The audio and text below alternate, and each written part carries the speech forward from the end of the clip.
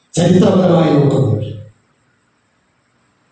അത് പ്രധാനപ്പെട്ട ഒരാചാരമാണ്. ഒരു തിരുനാളിൻ്റെ, ഒരു ഉത്സവത്തിൻ്റെ, ഒരു ആഘോഷത്തിൻ്റെ ഏറ്റവും മർമ്മപ്രധാനമായ കാര്യം സഭാചരിത്രം പരിശോധിക്കുമ്പോൾ അതിൻ്റെ ആരംഭം തുടങ്ങി ഈ രക്തസാക്ഷികളുടെ കുടീരങ്ങളിലേക്ക്, അവരുടെ സ്മരണ കേന്ദ്രങ്ങളിലേക്കുള്ള തീർത്ഥാടനമാണ് ആദ്യത്തെ തിരുനാൾ ആഘോഷത്തിനുടെയൊക്കെ. ആ തീർത്ഥാടനത്തിൻ്റെ പ്രതീകമാണ് തിരുനാൾ ആഘോഷത്തിലെ പ്രദക്ഷിണം എന്ന് മറക്കാതിരിക്കുക. ശവകുടീരങ്ങളിലേക്ക് നടത്തിയ തീർത്ഥാടന യാത്രയുടെ ചുരുക്ക രൂപമാണ് നമ്മൾ പ്രദക്ഷിണമാക്കി മാറ്റിയത്. പ്രദക്ഷിണം എന്ന വാക്കിൻ്റെ അർത്ഥം വേറെ. പ്രദക്ഷിണം ഭാരതീയ സങ്കല്പത്തിൽ നിന്നും എടുത്തത്. പക്ഷെ അത് പ്രദക്ഷിണം അടിസ്ഥാനപരമായി കത്തോലിക്കമല്ല, തീർത്ഥാടനമാണ് കത്തോലിക്കപരമായിട്ടുള്ള കാര്യം. പ്രദക്ഷിണം എന്ന് പറഞ്ഞാൽ ചുറ്റും തിരിയാന്നർത്ഥം. അതും വലത്തോട്ട് തിരിഞ്ഞാലേ പ്രദക്ഷിണമാകും, ഇടത്തോട്ട് തിരിഞ്ഞാൽ പ്രദക്ഷിണമില്ല. എന്നിട്ട് നമ്മൾ പ്രദക്ഷിണമെന്ന് പറയുന്നത് അത് ഈ സംസ്കൃതിയുടെ ഭാഗമായതുകൊണ്ട് മാത്രമാണ്. ഞാൻ പറഞ്ഞു വന്നത് തിരുനാളാഘോഷങ്ങളുടെ മൂലം, അതിൻ്റെ കാതൽ എന്ന് പറയുന്നത് വിശുദ്ധരുടെ, മരിച്ചവരുടെ ശവകുടീരങ്ങളിലേക്കുള്ള തീർത്ഥാടനങ്ങളാണ്.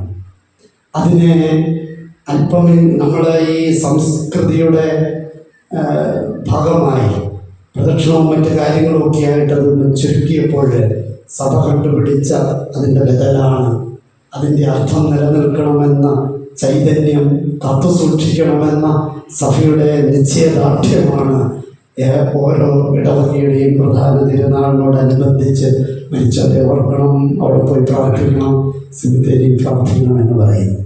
പ്രദക്ഷിണത്തിൻ്റെ അല്ലെങ്കിൽ ഈ ചരിത്രപരമായി സഭയുടെ ആരംഭത്തിൽ നടത്തിയ യഥാർത്ഥ പ്രദക്ഷിണത്തിൻ്റെ മറ്റൊരു രൂപത്തിലേക്ക് നമ്മൾ ചുവടുമാറിയപ്പോൾ അതിലേക്കുള്ള തിരിച്ചുപിടുത്തമാണ്, അല്ലെങ്കിൽ ആ ചൈതന്യത്തിൻ്റെ ചൈതന്യാവാഹനമാണ് ഈ മരിച്ചവരെ ഓർക്കുക എന്നത്. അഞ്ചാമതായി തിരുനാൾ ആഘോഷം നമ്മൾ ശ്രദ്ധിക്കുമ്പോൾ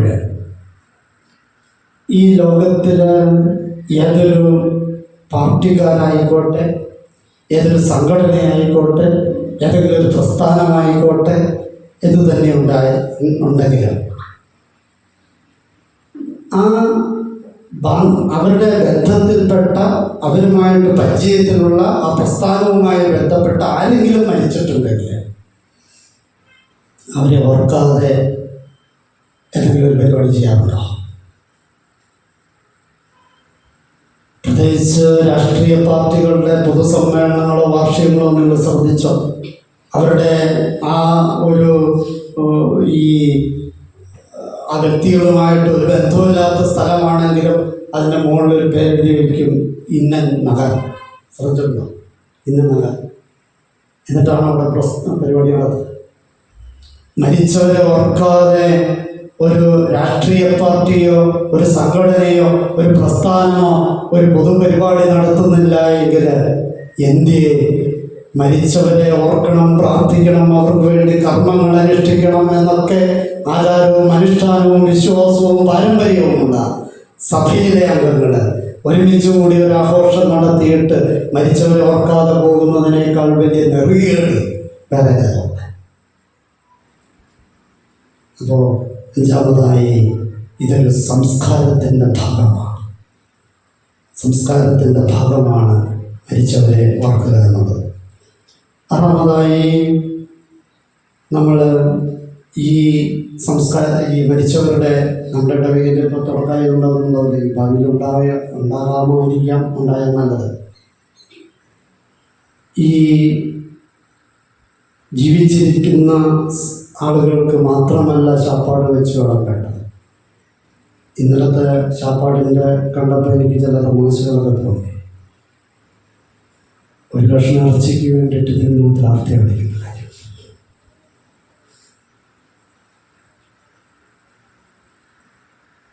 6-7 പ്രാവശ്യം മേടിച്ചുകൊണ്ട് പോകുന്നവരുണ്ടാകും. ചോറ് മേടിച്ചുകൊണ്ട് പോകും, ചോറുണ്ടാവും, കറി ഉണ്ടാവില്ല. ചോറ് സൈഡിൽ കളയും, എന്നിട്ട് കറി വെള്ളത്തിൻ്റെ രാവിലെ ഇടപെടുന്നുണ്ട്.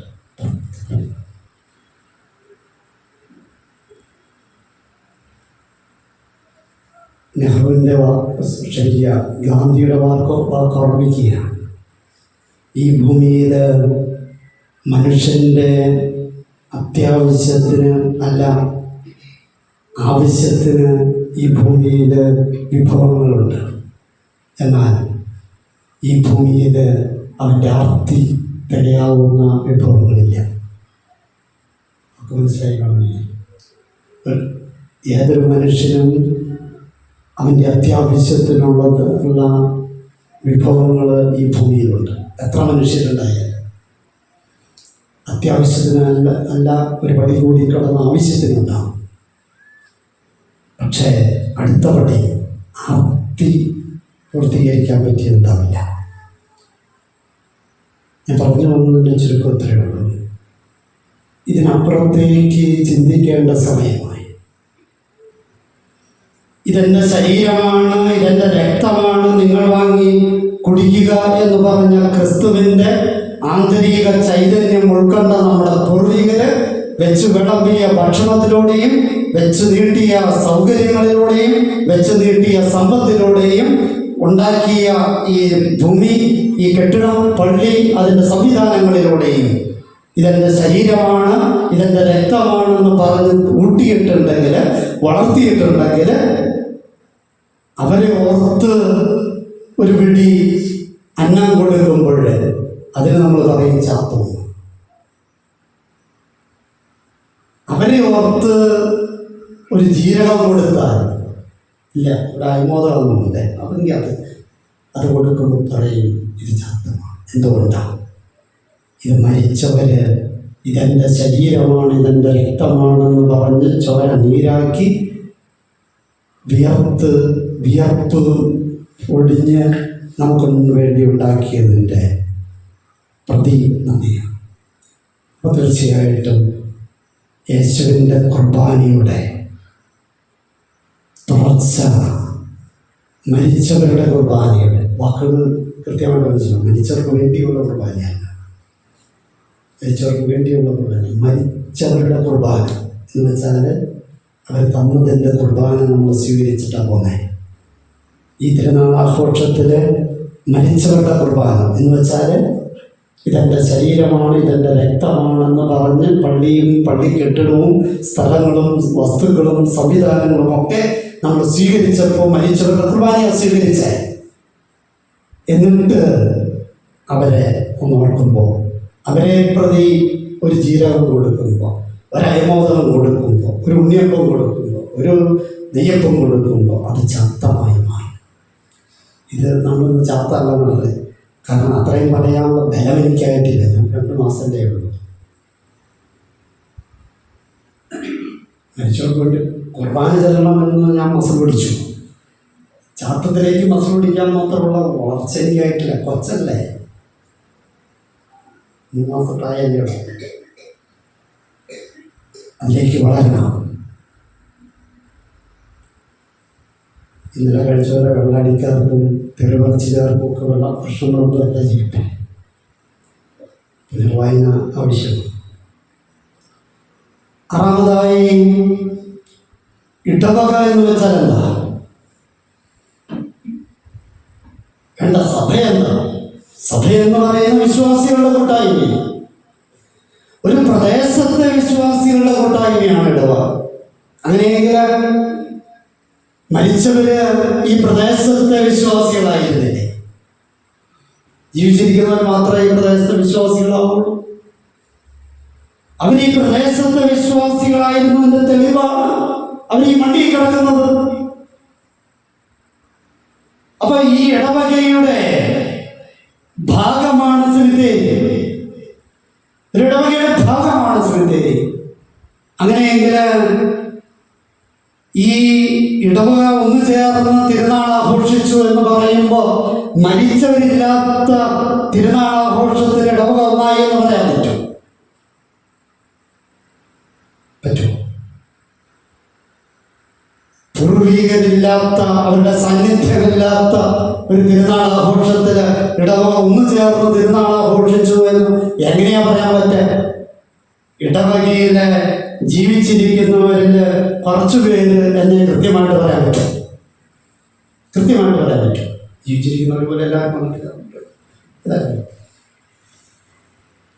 അപ്പോൾ ഇടവക കൂട്ടായ്മയുടെ പൂർണ്ണതയ്ക്കാണ്, അതാണ് ആറാം ധ്യാനം. ഇടവക കൂട്ടായ്മയുടെ പൂർണ്ണതയാണ് മരിച്ചവർക്കുള്ള ശുശ്രൂഷയുടെ അർത്ഥം. രണ്ടാമതായിട്ട് നമ്മുടെ സങ്കല്പത്തിൽ, പ്രത്യേകിച്ച് ആർഷ സംസ്കൃതിയിൽ പിണ്ടം വയ്ക്കുക എന്നൊരു ചടങ്ങുണ്ട്. എന്താണ് പിണ്ടം വയ്ക്കുക? പൂർവീകർക്ക് പ്രീതികരമായി അർപ്പിക്കുന്നതിനാണ് പിണ്ടം വയ്ക്കുക. പ്രീതികരമായി അർപ്പിക്കുക. പല സംസ്കൃതികളിൽ, പ്രത്യേകിച്ച് ഞാൻ ആദിവാസികളുടെ ഇടയിൽ വർക്ക് ചെയ്യുന്നുണ്ടോ, അതിൻ്റെ വലിയ അതിൻ്റെ എന്താ പറയുക, അതിൻ്റെ രൗദ്രമായ ഭാവത്തിൽ അതൊക്കെ ചെയ്യുന്നത് ഞാൻ കണ്ടിട്ടുണ്ട്. ആ മനുഷ്യൻ ജീവിച്ചിരുന്നപ്പോൾ അവർക്ക് ഏറ്റവും പ്രിയപ്പെട്ടത് അവർ പോയി സമർപ്പിക്കുന്നതൊക്കെ കണ്ടിട്ടില്ല. വേർപെട്ടു പോയവർക്ക് പിണ്ടം വയ്ക്കേണ്ട ബാധ്യത നമുക്കുണ്ട്. എന്താ പിണ്ടം? ക്രൈസ്തവ കാഴ്ചപ്പാടിൽ മരിച്ചവർക്കുള്ള പിണ്ടം എന്ന് പറയുന്നത് പ്രാർത്ഥനയാണ്.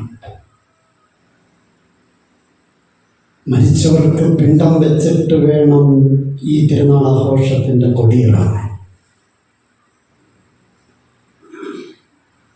വിശപ്പ് ജീവിച്ചിരിക്കുന്നവർക്ക് മാത്രമല്ല, മരിച്ചവർക്കുണ്ട്. മരിച്ചവരാഗ്രഹിക്കുന്നുണ്ട്, നിങ്ങൾക്ക് പിണ്ടം തരണമെന്ന്, എനിക്ക് വേണ്ടി പ്രാർത്ഥിക്കണമെന്ന്. ഞാൻ എന്നാ പറഞ്ഞ ഈ സ്വർഗവല ശുദ്ധീകരണ സ്ഥലം, ഞാൻ ഈ ശുദ്ധീകരണ സ്ഥലത്ത് കിടന്ന് കഷ്ടപ്പെടുകയാണ്. നിങ്ങളൽപ്പം പിണ്ടം തന്ന് ഈ ചൂടിൽ നിന്ന്, ഈ പുഴുവിൽ നിന്ന്, ഈ അഗ്നിയിൽ നിന്ന് എനിക്കൊരു ശമനം തന്ന് സ്വർഗത്തിലേക്ക് കയറ്റണമേ എന്ന് പൊട്ടിക്കരഞ്ഞ് പ്രാർത്ഥിക്കുന്ന എത്രയോ പേരുടെ ഭൗതിക ശരീരം അവിടെ പേറുന്നുണ്ട്. എന്നിട്ട് അവർക്കൊന്നും പിണ്ടം വയ്ക്കാതെ നീ നിന്ന് നെടുവീർപ്പും നീ ഏമ്പക്കവും വിട്ട് ചൊറിഞ്ഞ് കുറ്റവും പറഞ്ഞു പോയാൽ പൂർവികരുടെ ശാപം നിന്റെ നെഞ്ചി കിടക്കും. പിണ്ടം വയ്ക്കൽ കർമ്മമാണ് പ്രാർത്ഥനയുടെ പിണ്ടം വെപ്പ്. ശുദ്ധീകരണ സ്ഥലത്തിൽ അവരനുഭവിക്കുന്ന യാതനകൾക്ക് എന്നാലാവുന്ന ഒരു സഹായം. ബൈബിളിൻ്റെ ഭാഷ കടമെടുത്ത് പറഞ്ഞാൽ ലാസറിൻ്റെ കൈയൊന്ന് വെള്ളത്തിൽ മുക്കിയിട്ട് ഇറ്റിച്ചു വീഴിക്കുന്ന തുള്ളി കണക്കെങ്കിലും നാവ് തണുപ്പിക്കാനെങ്കിലുമുള്ള പിണ്ടം വയ്ക്കാനായിട്ടുള്ള ബാധ്യതയാണ് നിങ്ങളോട് പറയുക. എട്ടാമതായി ചില മാതൃകകൾ സ്വീകരിക്കേണ്ടതുണ്ട്.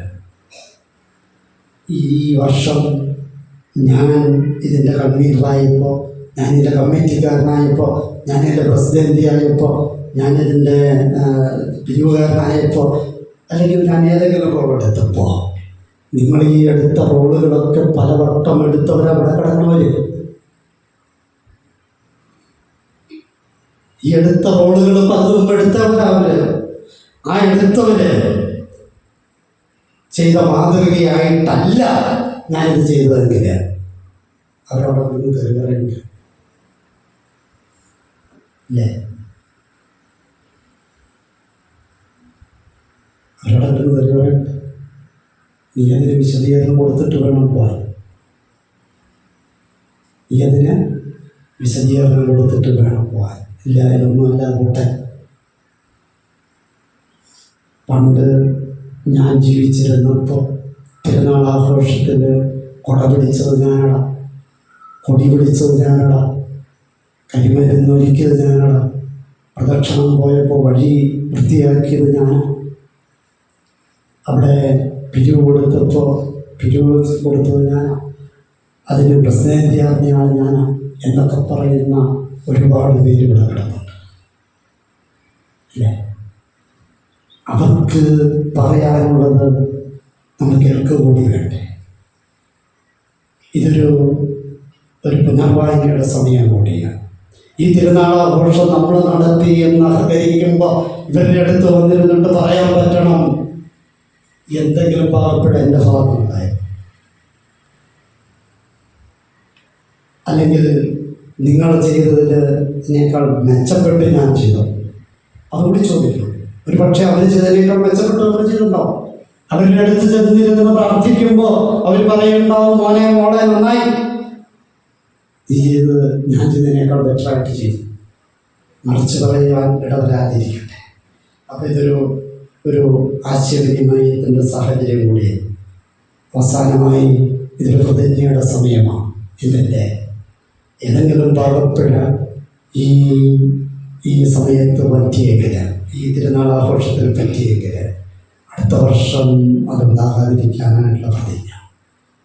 എൻ്റെ മൺമറഞ്ഞു പോയവരോട്, എൻ്റെ പൂർവികരോട്, ഞാൻ ഉൾപ്പെടുന്ന ഇടവകയ്ക്ക്, ഞാൻ ഉൾപ്പെടുന്ന പ്രസ്ഥാനത്തിന്, ഞാൻ ഉൾപ്പെടുന്ന കുടുംബത്തിന്, അല്ലെങ്കിൽ എനിക്ക് വ്യക്തിപരമായിട്ട് എന്തെങ്കിലും കുറവോ പോരായ്മയോ പറ്റിയിട്ടുണ്ടെങ്കിൽ അടുത്ത വർഷം അതുണ്ടാകില്ല എന്നൊരുറപ്പ് മരിച്ചവരോട് കൊടുക്കുക. അവരുറപ്പിൻ്റെ ശാന്തിയും അവരുറപ്പിൻ്റെ സ്വസ്ഥതയും അവരുറപ്പിൻ്റെ സാന്ത്വനത്തിൽ അവരുറങ്ങട്ടെ. പിതാവിൻ്റെയും പുത്രൻ്റെയും പരിശുദ്ധാത്മാവിൻ്റെയും നാമത്തിൽ ആമേൻ.